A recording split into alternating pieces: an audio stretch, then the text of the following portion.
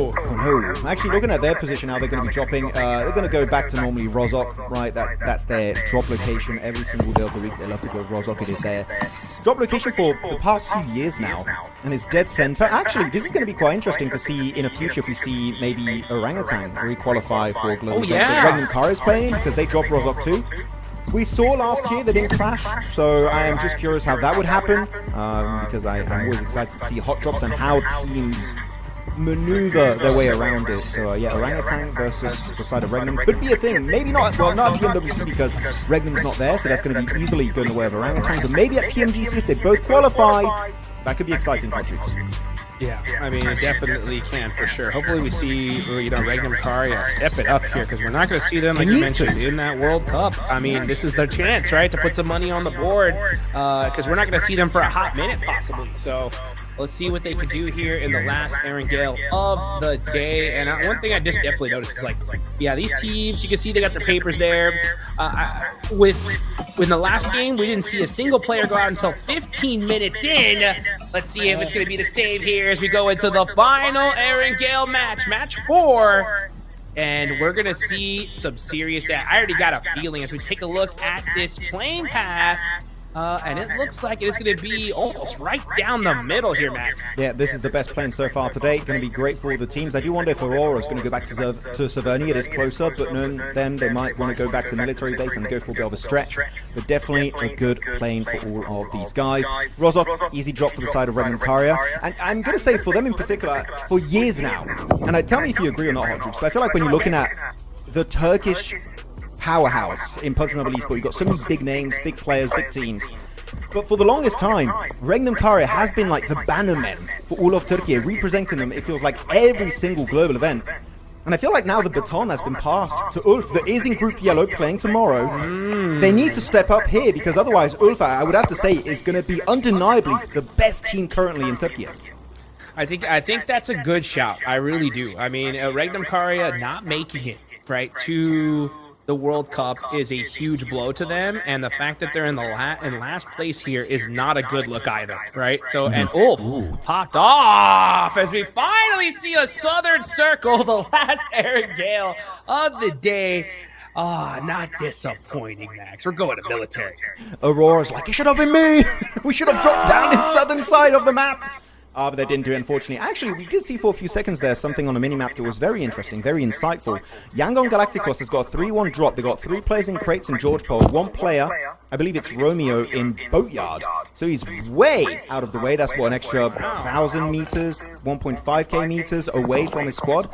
So hopefully he doesn't get caught with his pants down by the likes of maybe Regnum, D plus Kia, even the side of KRX that are just lingering around Gatka Fields. You just got to be a little bit careful. And same for Alpha 7. For a few seconds there, they had 1 player to the east near Box Compound and actually just got up a car from the garage and regrouped with his squad mates instantly. So Alpha 7 has some good early pivots. I do like it. And that's a good, juicy hovercraft. How can a hovercraft be juicy? I have no idea. But it is juicy. That's all I can say, Hot Troops. And it is going the way of S2G. Yes, so they'll take that here as they're heading in down south. They're going to be the first team, well, pretty much actually kind of tied with Alula as they are on the other bridge right now, heading into Sosnovka. So they are going to be set up, trying to get to that military base sooner than later and get looted up. So you can see right now, Quick, he's got nothing on him. Nothing at all. Syria also going to be looting up good old prison itself. We're going to have the rotates here because it's a very high likelihood. There's still a chance, I would say maybe 15% chance it goes to mainland this game.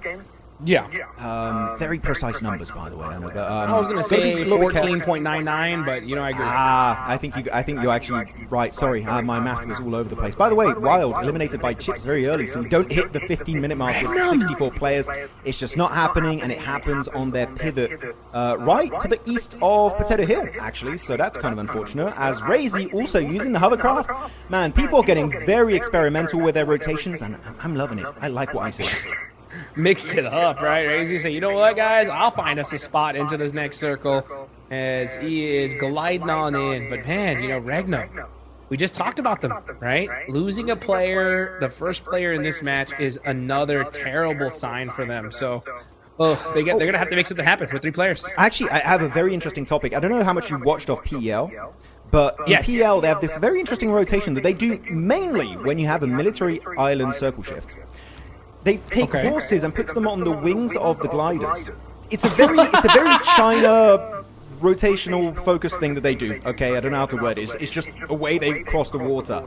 Are we going to see any of these Chinese teams try and do it? Because I actually do not know if it's possible in the global version of the game. I've tried it and I failed. I don't know if it's because I suck or something, but I was not able to do it, and I wonder if they're going to give it a shot and see if it works or not on the global version. That would be quite insightful to witness. I wonder what kind of carrots you got to give the horse to make that commitment, right? To fly on the top of a glider. That would be the most insane play. We're going to see Thunder Talk. They're taking a glider. Where are the horses? No horses here. That would be insane. Oh my goodness. I love it. Honestly, I love to see innovation. I love to see esports players pull out any possible thing from their bag to get an advantage in this game. Oh, most definitely. I mean, you got to. It's cool too because gliders are... I would never recommend anyone to use a glider unless it's on a very early game rotation where you know as a fact there's not many teams that are going to look to kind of damper your rotation and shut it down in any way, shape, or form. They're going to do it here. Easy rotation in the glider on the eastern side for Thunder Talk. Western side, we had Razy with a glider. He did it literally before Phase 1 started closing around them. So you are sure 100% no one's going to be there to shut down your rotation in the sky.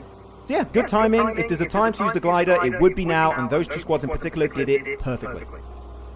Well, speaking of timing, right? A few teams are not too happy about it, right? Alpha 7 going to take their sweet time on down south. Aurora as well, just kicking themselves because this is usually their spot. They're usually locked in now, but they're on the opposite side of the map. RRQ still in Zarky too. Man, they're eating blue zone. They're going to have a rough time getting into this zone because look at this, Max. This map, I mean, almost all the spots in military are already taken. Just like that. So quick. I mean, you still have a few areas in military itself, right? There's You've got a few. C block available. So if you are proficient with your scouting, you should be able to find it. But you definitely want to scout because you've got, what is that? 1, 2, 3, 4, 5, 6, 7, 8. You've got 8 teams already on military, and it's going to increase significantly because half the lobby is still on mainland up north. And actually, I'm looking at the map. Some teams are very slow on their rotation for a circle that is almost 100% locked in to go on military. Alpha 7, RRQ, Aurora, K1, and D plus Kia have yet to initiate their rotation. They're somewhat in a looting stage at this point, which I would not recommend because those bridges on the west in particular, you've got KRX gatekeeping it, are going to be very tough to cross when everyone is set up for that defense. That's exactly what I was saying earlier, man. I mean, this is such a late rotation from them. And yeah, there are some spots that are kind of available in military, but trying to get to them and keeping all 4 players alive is going to be so dang tough because, I mean, we just seen just how proficient these guys are at just shooting you out of vehicle. If they even spot one, they are going to make sure that they pop you out real quick. Young Galacticos getting a nice knock there onto LGD. They'll take that all day long. Right now, we're going to see actually Alula and LGD tied for first place. Right below them, Bigatron and D plus Kia as well with 30 points, looking solid. As the rest of these teams in the mid-pack need to have a good performance. Teams at the bottom gotta clutch it up here now. Just like Yangon Galacticos. And I love seeing Yangon Galacticos showing aggression. I want to see willingness to commit to fights when you create an advantage for yourself, which so far they've done successfully on the side of LGD. Confirm that elimination. Gateway G. Nicely done. Romeo with an aid will get that juicy point. I don't know what it is with me and the word juicy. I just want to keep saying it today. Bit of a trend.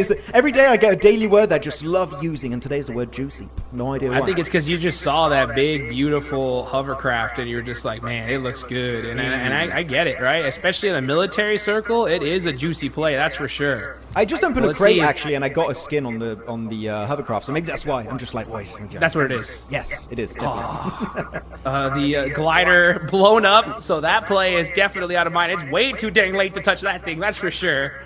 So they are in the vehicle, Young Galacticos. So let's just take that point and get out of here. I think that's a great play, right? Prioritize zone. And this zone is going to be a bridge circle. So that actually is a great opportunity for these teams on the north side to buy themselves a little bit more time here and try to get this next circle. But look how many squads are on the north, Max. You got so many teams. You got 5 teams up on the northern side of the circle. We still got a few squads on the western side on the bridge. Yangon Galacticos, LGD. LGD already initiated their cross over the river. Tian and also Mau Mau already made the cross. We've just got to get regrouped on by Ling S, but that's going to be a clash happening as Furio once again. He got knocked out. Silence instantly eliminated in this game. It was them versus North America versus the Wolves, so it just keeps on happening. It's a bit of a rivalry in PMMI, it seems, Hot Chooks. The Wolves and Furio have to fight every single game, and Wolves so far suffering the brunt side of it. Let's see what Wolves can do though. Baton, gotta get this knock onto Ayala, get some pieced up, but Ayala switching over to that side seat. I like that to make sure that he doesn't get popped out the car. Instantly busts out that nade. Baton has one loaded up as well. Both of them kind of almost piece each other up. Now it's up to the shotguns. Who's gonna hit that shot? Ayala gets it and gets the thirst on the Baton. Why does Baton send it when you have backup just behind you? Necessary. You wait an extra 5 seconds. It's a 1v2. Your chances of success are so much higher. The nade, good damage onto Necessary. Can you get the 1v2? It's so many shots just missing. How are they still alive? I'm so confused. Been trying to get the shot able to hide right behind that vehicle. The spread. Oh, does it not connect? What? This is the longest 1v1 in history. Backup joins the fight. Eventually, Furio looking for the 1v2 onto Necessary. He gets an extra elimination with the M4. What the hell is going on, Hot Jukes? Necessary even trying to pull off some vehicle switch shenanigans. What is going on is right. Now you got Hoxie and the rest of KRX say, hey, we'll clean up all these eliminations. Give me them points. As now he's got that nade locked and loaded. Chief getting pieced up. Hoxie, gotta be careful here. Don't make a mistake. He's got that nade. Just get pieced up a little bit, but that is... Oh, actually, never mind. Chief gets the knock, but oh, Vinny able to clutch it up there. What a crazy turn of events.